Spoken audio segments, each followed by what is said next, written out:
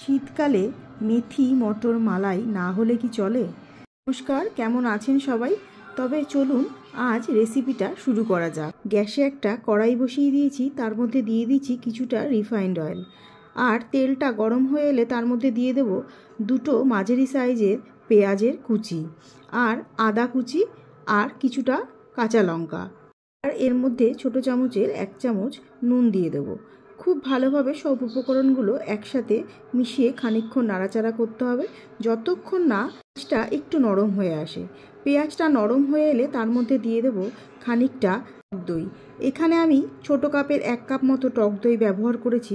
এবার আবারও সব উপকরণগুলো একসাথে ভালোভাবে মিশিয়ে নেব, আর দিয়ে দিচ্ছি কয়েকটা কাজু বাদাম। এখানে আমি 10-12টা কাজু বাদাম ব্যবহার করেছি।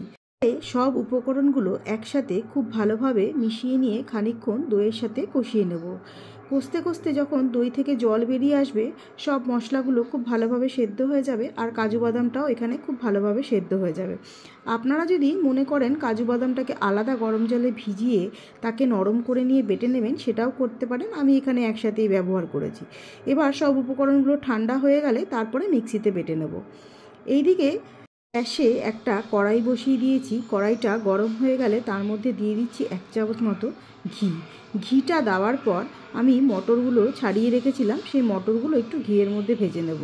এখন এর মধ্যে দিয়ে দিলাম সামান্য পরিমাণে কিছুটা নুন। নুনটা দিয়ে খুব ভালোভাবে মটরগুলোকে একটু ভেজে নেব।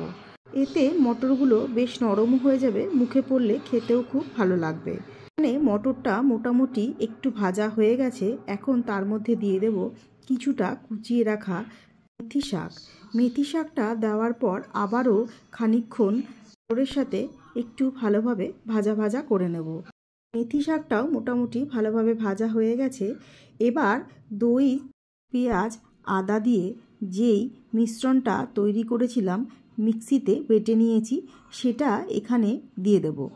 এবারে খুব ভালোভাবে গ্রেভির সাথে সব মিশ্রণগুলো মিশিয়ে নিয়ে খানিকক্ষণ গ্রেভিটার মধ্যে মটর আর মেথিটাকে একটু ফুটতে দেবো।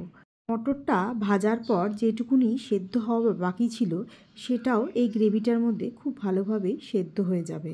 এবার এর মধ্যে দিয়ে দিচ্ছি একটুখানি চিনি, কারণ এখানে যেহেতু আমরা টক দইটা একটু বেশি ব্যবহার করেছি, সেই কারণে এখানে চিনিটা দিলে খেতে বেশি ভালো হবে, এই কারণে চিনিটা দিলাম।